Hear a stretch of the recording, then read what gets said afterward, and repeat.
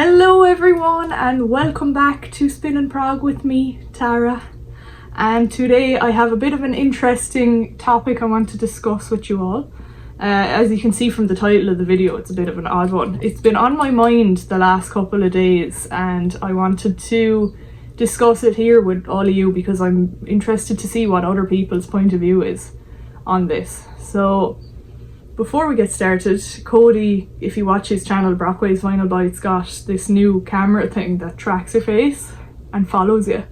So I'm using it today, so if you see any kind of movement or whatever, it's just that thing following my face. Don't be alarmed, it's just the robot taking over. Alright, so what I want to talk about is what is an anthem to you and me in prog. So it's obviously you're going to immediately think of something like Close to the Edge, you know?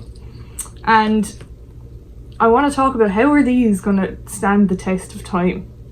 So the way we would look back on music historically now, we'd usually go to stuff like Mozart and Beethoven, who were incredible composers. But think about it, like in the far future, are people going to look back at these works, these progressive rock works, and study them like we would with classical composers?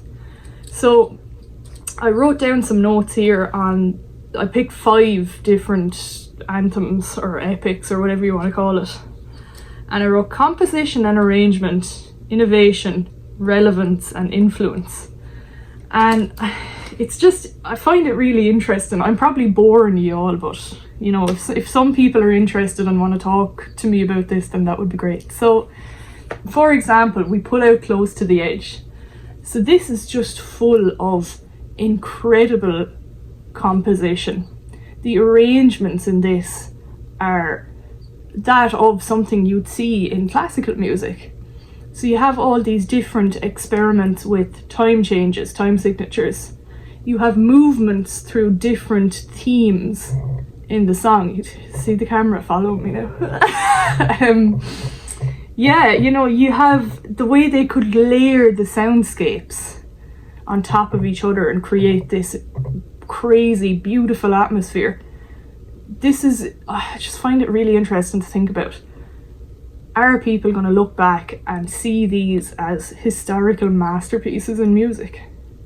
So anyway, Close to the Edge is one of them. The next one I chose is Tarus, the piece itself, of course. You know, you're following the story of the Tarus through these movements again. And the 3 lads layered soundscapes again to create this atmosphere of war and brutality, you know, following the Tarus and its path of destruction. And something in this one as well, you know, you kind of get it on Close to the Edge, but it's a lot more impactful on this one, is the lyrical content. You know, Greg Lake's lyrics like, what was it? Were you there to watch the earth be scorched? Did you stand beside the spectral torch? Know the leaves of sorrow turn their face, scattered on the ashes of disgrace. Oh, that's powerful. And that's going to be relevant forever because, you know, war and fighting with each other is never going to go away realistically. It's not. So you have something with this as well with the both of them, with all of these, is the harmonic variations as well. And the dynamic instrumentation going on too. You don't get that with modern music at all, you know? It's something, I just cannot think of anything outside of progressive music that shows all of this stuff. So another one that I've pulled out is, of course, Supper's Ready. We are brought on a journey with this piece. I'm not going to talk too much about this one because I talked about it a lot in my last video with Ian and Cody and Anne. But you know, you're brought through all these movements. They've done everything under the sun with the instruments to make this as impactful as they could. Peter Gabriel telling the story, all the instrumentation going on. It's just out of this world. And, you know, I know they were totally inspired by classical composers and the way they would create movements and stuff. But nobody else does it, do they? You know, I don't know if I'm going mad here, but let me know. So I have two more examples here, and these ones are a little bit different. So first up is Thick as a Brick, which is an entire album that is one piece. So the whole thing is a composition. The arrangements on this are unbelievable. You're following the story, of course, of Little Milton, or what's his name? Something Bostock, I can't remember his first name. But through the themes of childhood, adulthood, impressing his father, you know, and all of that stuff. And it's incredible. And something about this as well is the packaging. You know, to come out with a full newspaper as your packaging is pure innovation.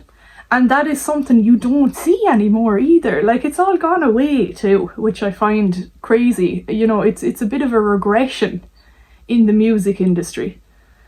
And lastly, of course, Dark Side of the Moon.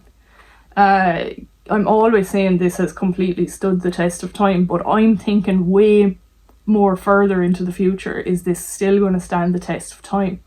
I think it will, absolutely. Definitely one of the most innovative things to ever happen was this album with music.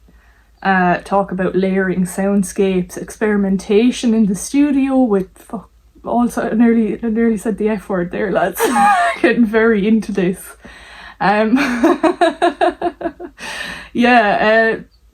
say I look like a nut job here talking away to myself about this, but I just want to know what other people think.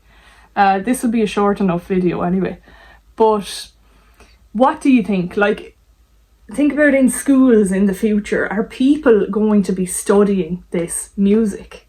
Because it did not happen outside of the classical composers that did it all before. These people, these incredible musicians, came along and they were listening to all that classical music and what was going on, what the composers were doing, how they were creating these stories through movements, through metaphorical themes, and they took it and innovated it, you know. They brought it up to another level, they progressed it, and it just doesn't happen anymore. Like,